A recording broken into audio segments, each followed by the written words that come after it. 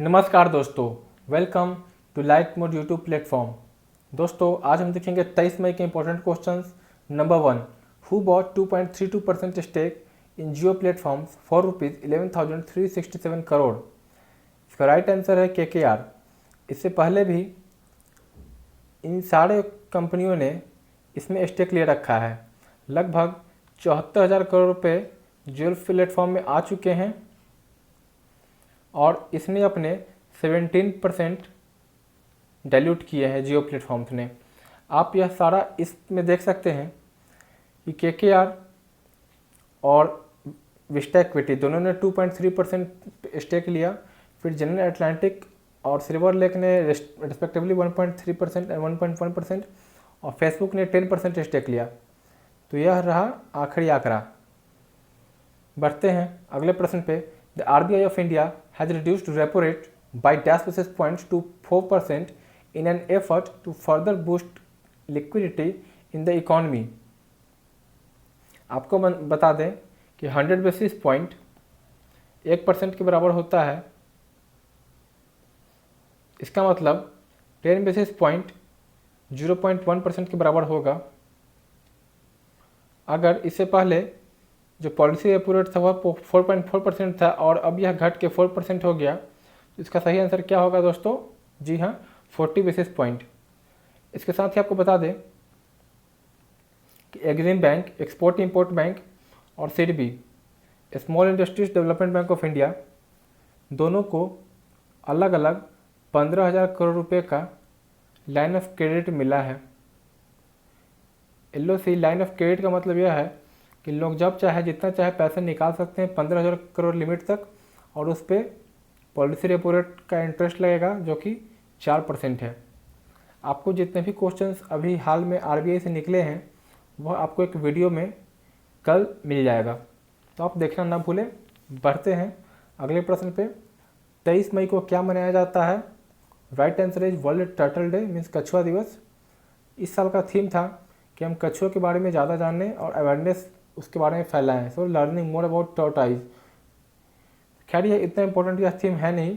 बढ़ते हैं अगले क्वेश्चन की तरफ। Government of India has launched a scheme for 100% solarisation of Konark sun temple. Konark sun temple is in which state? आप देख सकते हैं कि मंदिर का नाम है कोणार्क सूर्य मंदिर, मीन्स इसमें सूरज का नाम है और इसका सोलराइजेशन हो गया, मीन्स सन टेम्पल और सोलर। तो आप इस तरह याद रख सकते हैं। इसका राइट आंसर उड़ीसा या उड़ीसा में है और यह पूरी तरह 100% सूरज की रोशनी पे चलेगा, रिन्यूएबल एनर्जी पे। Which company and countries biggest electricity generator NTPC means national thermal power corporation have signed an agreement to set up a joint venture company for renewable energy projects. इसका सही आंसर साथियों ONGC। तो जो NTPC है इसने oil natural gas corporation के साथ renewable energy के लिए एक जॉइंट वेंचर बनाया है ताकि इसके प्रोजेक्ट सही ढंग से चल सके। अगले प्रश्न पे बढ़ें। यूनिसेफ, इसका फुल फॉर्म है united nation international children's emergency fund, has entered into a partnership with dash to in Africa to provide children with access to remote learning and enable access to cash assistance for their family via mobile cash transfer। तो इससे पहले भी UNICEF Africa में इसका answer तो Airtel है, but इससे पहले भी एयरटेल अफ्रीका में बहुत सारे स्कीम्स लेकर जाता रहा है। जैसे बहुत सालों पहले जब भारत में इसने रात 11 से सुबह 6 बजे तक फ्री कॉल देते थे, तो यह स्कीम इन्होंने अफ्रीका में भी लगाया था, बट उल्टा हुआ।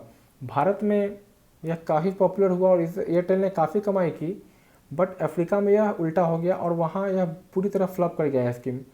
तो कल्चरल डिफरेंस है, भारत के लोग बात करना ज़्यादा पसंद करते हैं परंतु अफ्रीका के नहीं। पर इस बार एयरटेल ने दूसरे तरीके से वहाँ एंटर किया है जो कि रिमोट लर्निंग और कैश असिस्टेंस में है, और यूनिसेफ के साथ मिलकर। और यूनिसेफ आपको बताया यह एक इमरजेंसी फंड के तहत है, और UN और यूनिसेफ दोनों का जो हेडक्वार्टर है वह न्यूयॉर्क अमेरिका में है। Moving on, which country has become the world second largest manufacturer of personal protective equipment.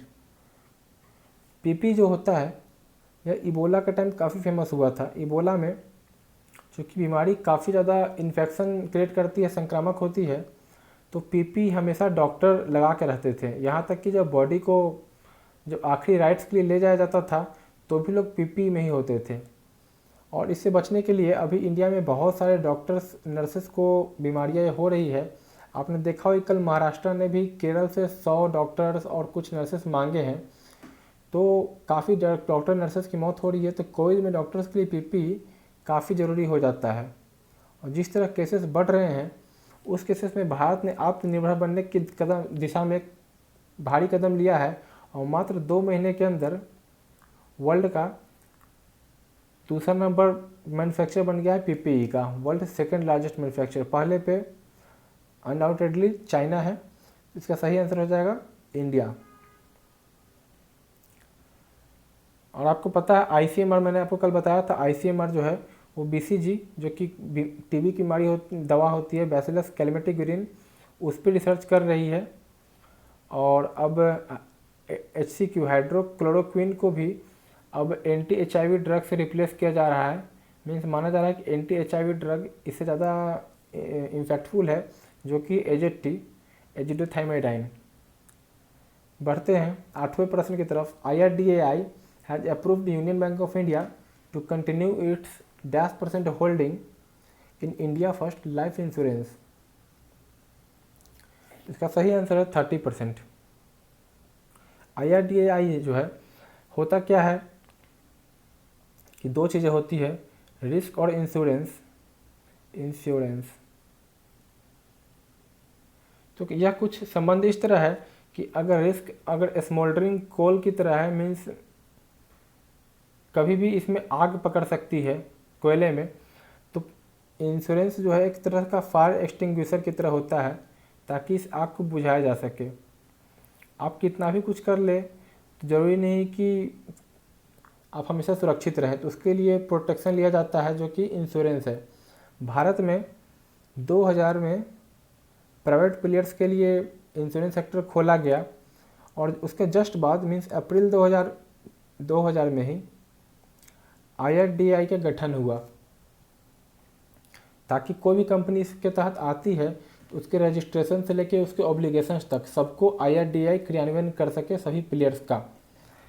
तो अब यह खबर आई है यूनियन बैंक ऑफ इंडिया को इसने अप्रूव कर दिया है, यह अपना होल्डिंग 30% तक रख सकता है इंडिया फर्स्ट पेमेंट बैंक में, इंडिया फर्स्ट लाइफ इंश्योरेंस में। बढ़ते हैं अगले प्रश्न की तरफ। Which company ties up with intellect design arena limited has launched I turmeric fin cloud platform. I turmeric fin cloud, since यहाँ पे आई लगा आप समझ सकते हैं ये IBM होगा। इसका फुल फॉर्म है इंटरनेशनल बिजनेस मशीन। हुआ यह कोविड के कारण अब माना जा रहा है कि जो केबिन कल्चर था अब वह खत्म हो चुका है लगभग जब तक कि वैक्सीन नहीं आता है और लोग डिस्टेंस कल्चर को फॉलो करेंगे। तो इस तरह बैंक को भी अलग तरह की टेक्नोलॉजी का इस्तेमाल करना पड़ेगा ताकि जो कोविड के कारण जो जितने भी नए नॉर्म्स आएंगे उसको फॉलो किया जा सके। तो IBM ने बहुत सारे APIs बनाए हैं जिसके तहत ये सारी चीज़ें हो पाएंगी और यह बैंकों को यह सर्विसेज प्रोवाइड करेगा। सो क्वेश्चन नंबर 10, भारतीय Airtel acquired a 10% strategic stake in dash. एक तो हमने देखा कि एयरटेल अफ्रीका में यूनिसेफ के साथ पार्टनरशिप कर लिया है और इसी के साथ एक स्टार्टअप है गुड़गांव की वॉइस जेन। यह बेसिकली आर्टिफिशियल इंटेलिजेंस बेस्ड है। इसके साथ इसने स्ट्रेटेजिक स्टेक लिया है 10% का, एक्वायर कर लिया उस कंपनी में। आपको बताएं कि एक और न्यूज़ था कि जो वर्ल्ड बैंक है, वर्ल्ड बैंक और IMF ये दोनों का हेडक्वार्टर है वाशिंगटन DC अमेरिका में। तो इसने लगभग 160 बिलियन डॉलर में है 160 बिलियन डॉलर का असिस्टेंस दिया है 100 देशों को ताकि वह कोरोना पैंडेमिक से लड़ सके। तो आप ये भी क्वेश्चन याद रखना। और यह कुछ दिवस है जो आने वाले हैं 23, 24, 25, आप यह देख लेना और याद कर लेना। आज इसमें 23 को हम लोगों ने टाइटल डे देखा था, ठीक है। सो यह थे आज के क्वेश्चंस कि सब्सक्राइब करें, दोस्तों के साथ ये वीडियो शेयर करें, बेल आइकन दबाना नहीं भूलें अगले नोटिफिकेशन के लिए। कोई भी समस्या हमें बताएं। So good bye, see you soon.